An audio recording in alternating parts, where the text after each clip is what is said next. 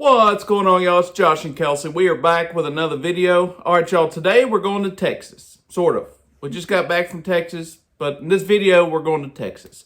We're actually speaking to the girl who is the center of the oldest case in Fredericksburg, Texas. It's an old cold case. It's never been solved, and a lot of people want to know what happened to this girl. Very sad story. Kelsey's going to dive into that a little more. But just know it is a little heavy. But hopefully the questions that this whole town and people actually from all over want to know what's going on, what happened, and hopefully we get some answers today. So, Kelsey, you want to tell us just a little bit more about this girl and this case? All right, y'all. I'm going to tell you everything that you need to know about this case. I am going to warn you there's a lot of information to get through. I might have to pause to look at my notes, but I will do my best to tell you everything that you need to know. So this begins on Tuesday, September 20th, 1927 in Fredericksburg, Texas. A young man named Chester is moving sheep into town to sell at market. About 10 miles from town, he discovers a shallow grave that's foul-smelling. Later that night at supper, he's telling his father about what he had seen. The next day, the father grabs a neighbor and they go out to this location to determine if what the boy had seen was real. Unfortunately, the body of an adolescent girl is confirmed to be in this shallow grave. They notify the sheriff and he responds the same day. He confirms that it's the body of an adolescent girl that has red hair, blue eyes. She's 4 feet 10 inches. The body is naked except for a gold ring that's on her pinky finger. There are size 3 ladies' shoes that are charred found near the body, along with a fire pit that has remnants of charred clothing. Do they have any evidence of who could have done it? No, not at the scene. There was a lady's handkerchief and a Houston bank slip that was found, but the bank slip didn't lead anywhere. So there wasn't any names on the bank slip or anything like that? No. News of the discovery does get out pretty quickly, and several families call the sheriff's office trying to identify the young woman because there were several missing girls at that time. So there wasn't any legit tips or anything? Well, this case does take several twists and turns with different leads that they follow up on. The Texas Rangers do look into this case. Frank Hamer, who later becomes famous from Bonnie and Clyde, gets involved. He follows up on several leads. With his investigation style, he keeps a lot of things close to the chest and doesn't document them. So his leads are kind of unknown, but things that the sheriff's office followed up on. One of them is a marksmanship card. Initially, it was reported that the card was found 75 feet from the body. The sheriff's office arrests the soldier's name that is on there and then 2 others. They take them to the shallow grave and then also alongside the road where a bloody quilt was found. They were noted not to have any sort of reaction, and when they checked into their alibi, they were cleared of any wrongdoing. So their alibi checked out. There was nothing suspicious with them. Yes, and also it was determined that the marksmanship card was actually 75 yards from the body, not 75 feet. Oh, okay. Yes. Huh. That's interesting. Yes.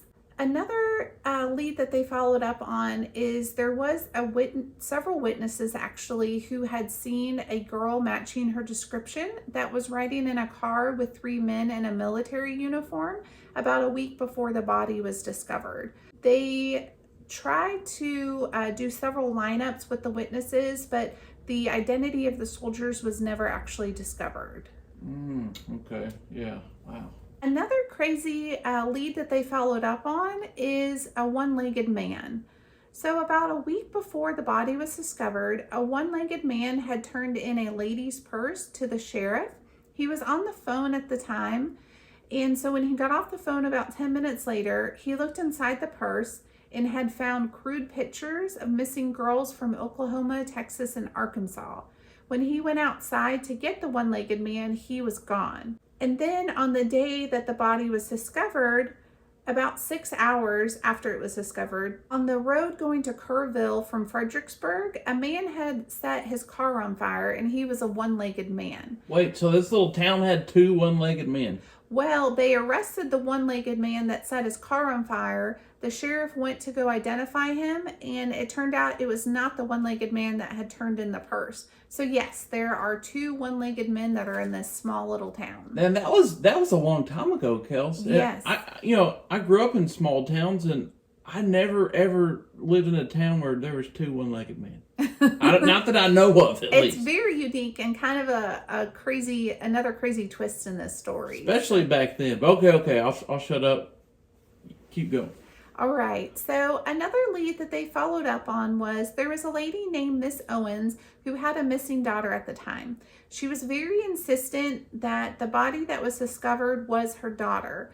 The hair color did not match. Her daughter was blonde, and the body that was discovered was a redhead. The sheriff's office had a lock of the hair tested, and it was determined that it was natural hair color, that it had not been dyed. Miss Owens was still very insistent, so on the day she goes to make a positive identification, her actual daughter turns up alive and well in another state. Wow. I know. Wow. Very wild. Because back then, think about that. There wasn't like a missing children's, website you could go to and put the information. There was probably just, you heard a rumor and you ran it and followed up with it. Yes. On September 28th, so about 8 days after the body was discovered, the county attorney made an announcement to the public that the young woman needed to be laid to rest. He had asked for people to step up and donate. The Boy Scouts of America answered that call, and they went door to door throughout the community and raised enough funds to give her a proper burial and a headstone. A local church held the ceremony, and there were about 400 people from the community who came out for her funeral. Wow, so they really cared. This little town, they didn't know this girl. She was unknown. She was a mystery, but they rallied together, and the Boy Scouts came out, the churches, and everybody just come together and took care of her. Yes, they did. Wow, that's incredible. I love those stories like that, though. Yes. That's the happiest part about this story. It is. And unfortunately, since 1927, this case has remained a cold case. There hasn't been any new leads, any new discoveries on her identity, or on who unfortunately caused the tragic end to her life. All right. Well, hopefully at least today we'll hear some responses, at least put a name to her. Yes. And get some truths of hers out there. It's just sad. Unknown for all these years. Gosh, I hope we get a name. Yes. All right, Kels. Let's jump into it, see what she's got to say. All right. It's windy out today. It is a blustery one. Here she is. Kelsey, you want to read that headstone there? Here lies the murdered body of a young girl found near Fredericksburg, September 20th, 1927, laid to rest with Christian ceremonies, September 30th, 1927, erected by Boy Scouts of America. Alright, it's real windy out here, but we are going to see if we can speak to you, darling. We're going to move to the car, though, so we can hear you and you can hear us. But we wanted to find your headstone and show everybody where you're at. Got a lot of people that care about you, that want to know about you and what happened that night. So hopefully we can get your truth out there. Well, y'all, it never fails. It doesn't matter where we're at. Wildlife will find us. We just got a group of turkeys just chilling, just strolling through the cemetery here. Like it ain't nothing. Like it ain't nothing. Don't worry, it's not turkey season. They're just hanging out. Very windy, y'all. Alright, y'all, today we're in Fredericksburg, Texas.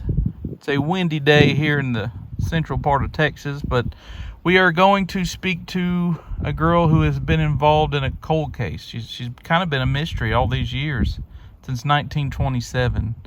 It's a story that was heard across the country, but it really impacted the state of Texas and this community of Fredericksburg. It's a cold case and it's never been solved, and hopefully we can at least get her side of the story today, get some truths out there, and see if we can put a name to the headstone that says unknown, at least. So that's kind of our goal. Our intent today is just to get some questions answered. But most of all, we want to make sure that you're in peace, and that we have permission to speak to you.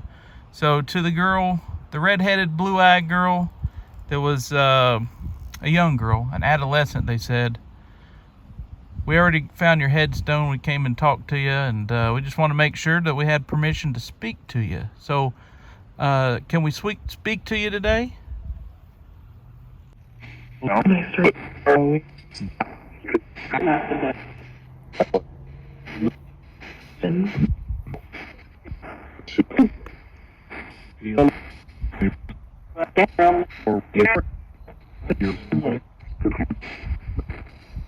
Did you say we had permission to speak?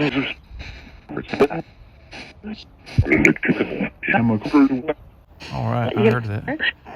Yes, sir. It's like she said, yes, sir. Okay, good deal. Well, I am sorry we got to park back here in this parking lot and face the camera towards your headstone. She is, for everybody watching, she's probably, I'd say, 20 yards straight ahead of us. Yes. But it is very windy here in Texas today, so unfortunately it's another car conversation. I do apologize for that, but it seems like you guys don't mind watching these, so we're going to keep doing it if we got to. Yes. What does Dalen say? Shifting ain't easy. That's right. It ain't easy sometimes. But since we got permission, miss, we're going to go ahead and ask you a few questions. And the first, most very important question is, how are you resting, ma'am? Are you resting okay?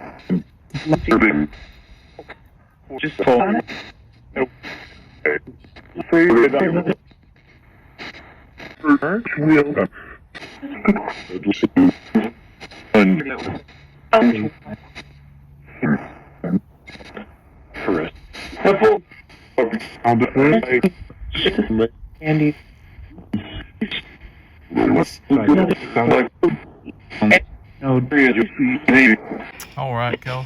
Terror. I just heard somebody say terror just then, but I also heard someone say scared. So we will say a prayer of peace over everybody here before we leave. We want you to know that. So if you are stuck or scared, we're going to pray for your peace and for you to be free of that. So just want everybody resting here to know that. So Kelsey, you want to ask the next question? Yes. So during the investigation, they had come up with different theories about where you might be from, but we wanted to ask you directly, where did you come from? Are you from here, or are you from another part of Texas, or where do you come from? All right.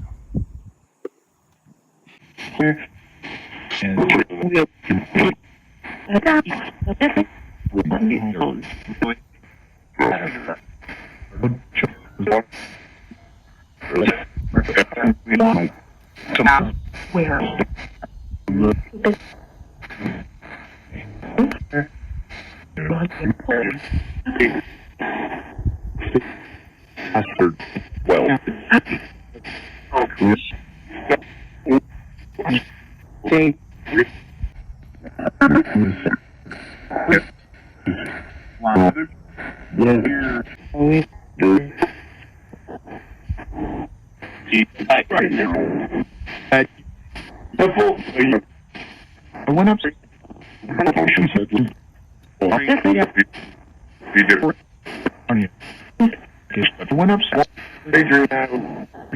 Adrian, are we okay?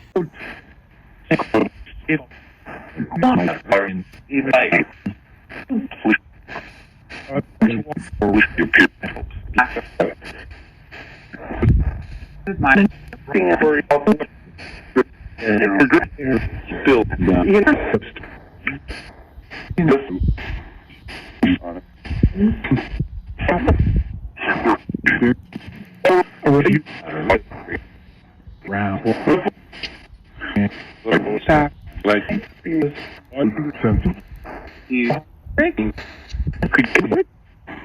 right, Kel. All right, Kels. And so the reports say that you were an adolescent. They didn't really exactly know how old you were. They just said adolescent. So, are you able to tell us your age, Miss?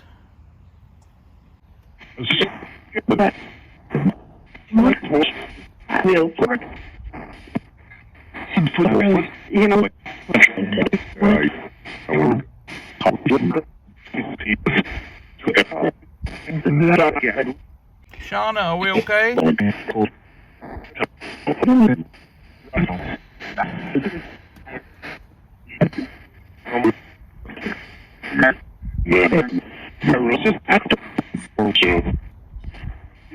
Around.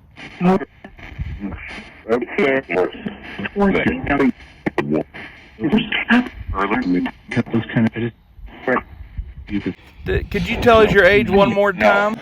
I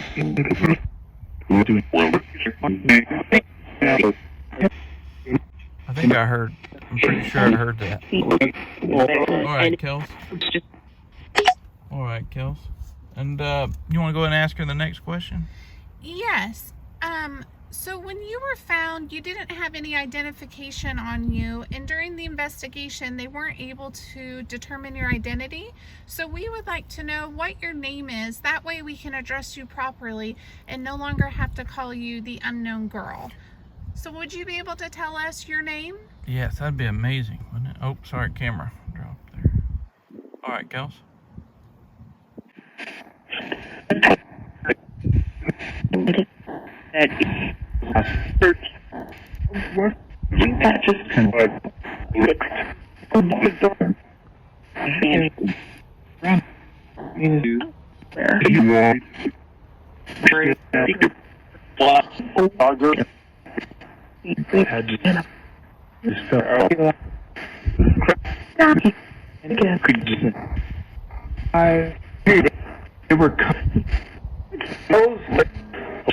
Could you tell us your name one more time?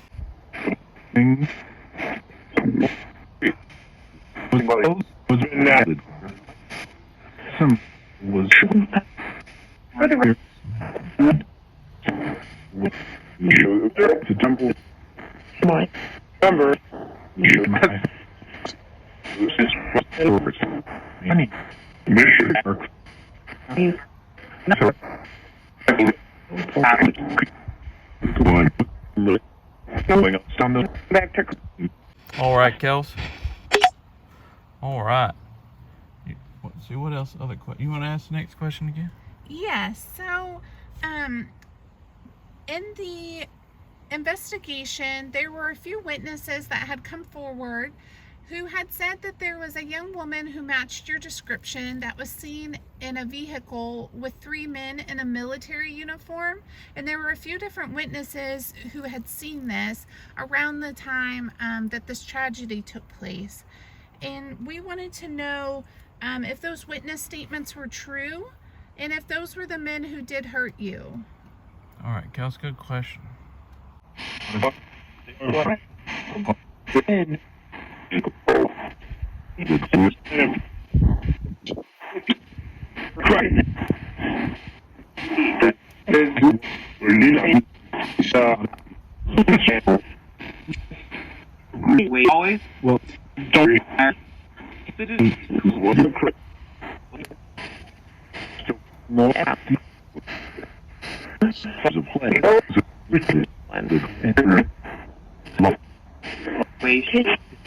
something. Wait.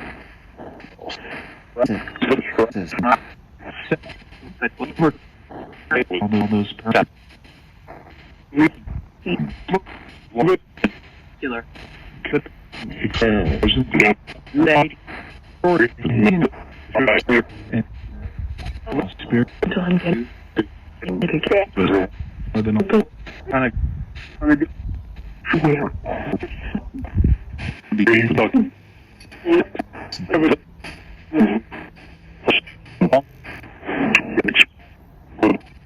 walking around. You know. All right, Kelsey. All right, and a question I have about that day that everything happened. Were you hitchhiking when these folks picked you up? All right, Kelsey.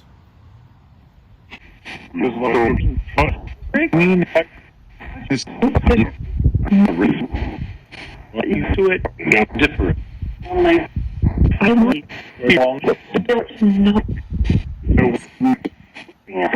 There and oh, can only get what's my good and so these I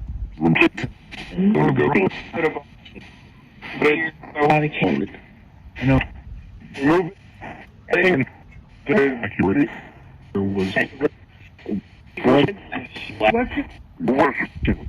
you know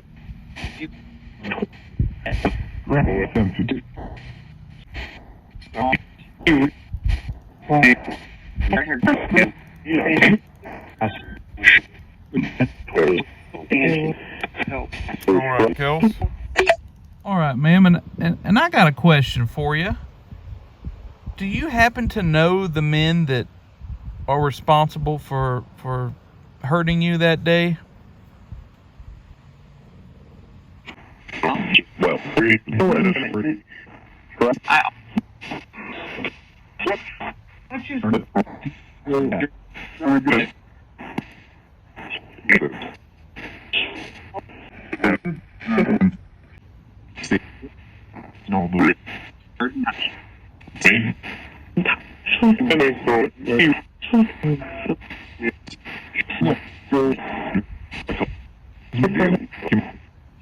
I'm different. I can wait.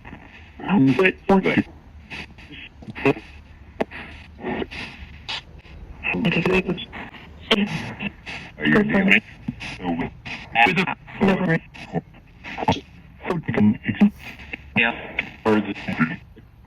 Artificial.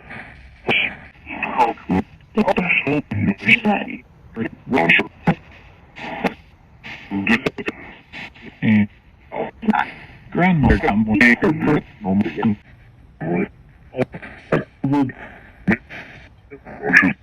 the imagery.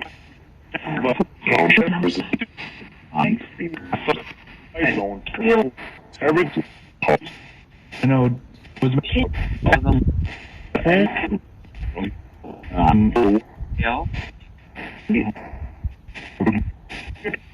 and I said, oh,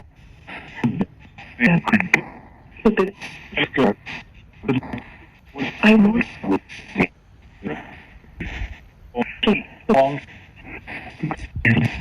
All right, Kels. All right, Kels, you got a question?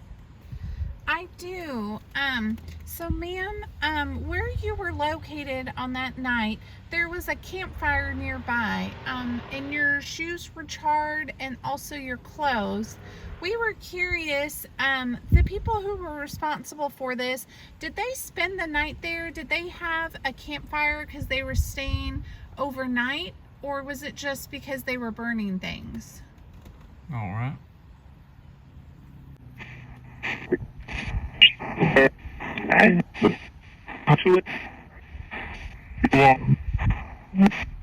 Something can be that. I much as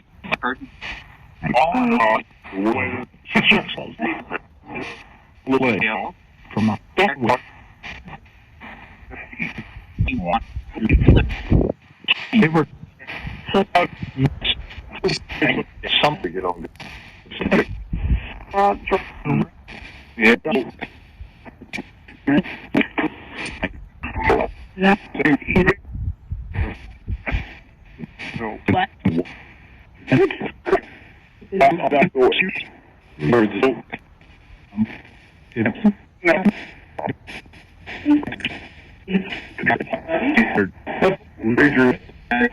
Adrian, are we okay, buddy? not for second. So, what and like just All right, Kels. I'm sorry this camera's kind of moving a little bit. It's stabilizing, but I don't know why it keeps kind of going up and down. It's weird. Did this last time too. But ma'am, I got a question for you. The reports say that there was a blanket with blood found on the road, and they weren't sure which direction the men were heading.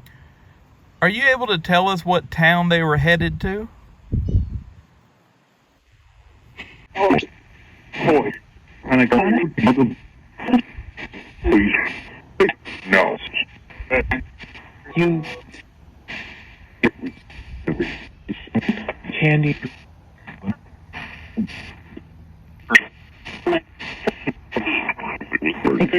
And your television and improve it. What in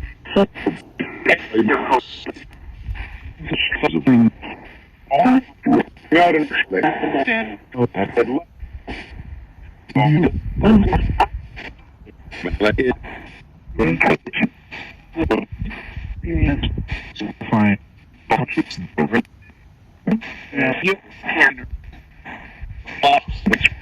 You can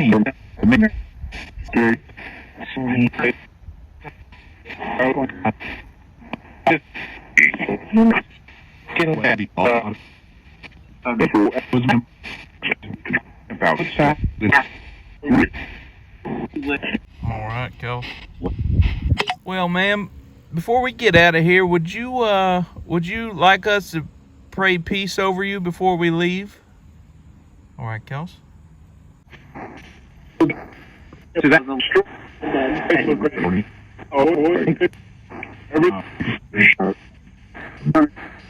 Andy like ways to do so.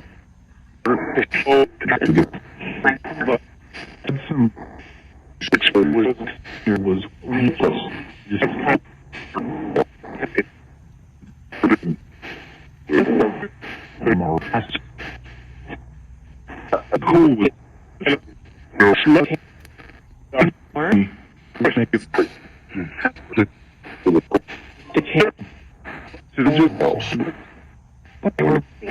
All right, Kels. I heard some yeses there.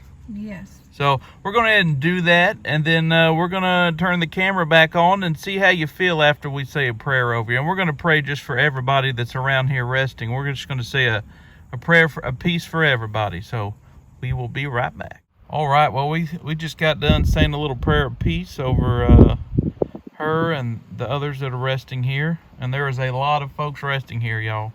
It's a big place, but we just want to see how you feel after we prayed for you. So do you feel a little bit more peaceful? An act.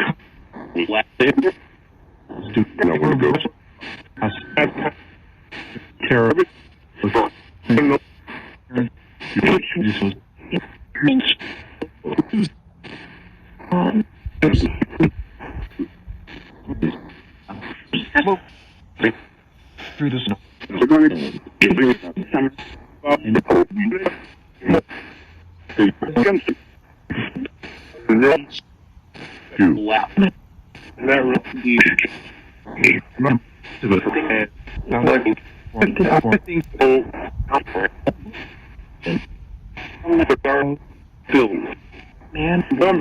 Bill, are we okay?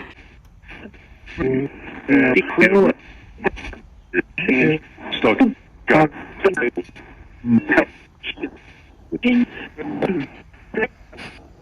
And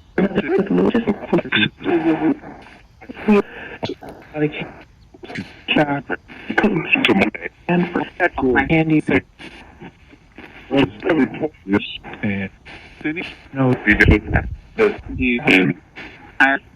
kind of mission.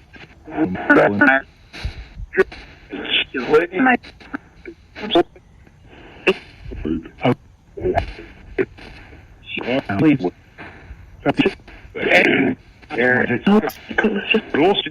right, Kels. All right. Well, ma'am, thank you so much for speaking with us. We hope we're okay to come back and see you sometime. Do we have permission to speak to you again? Oh, this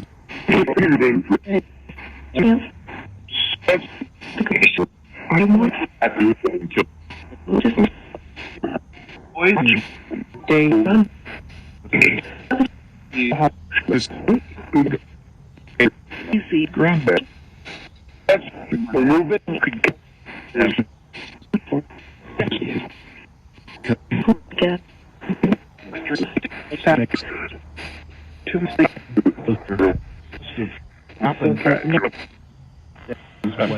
All right, Kel.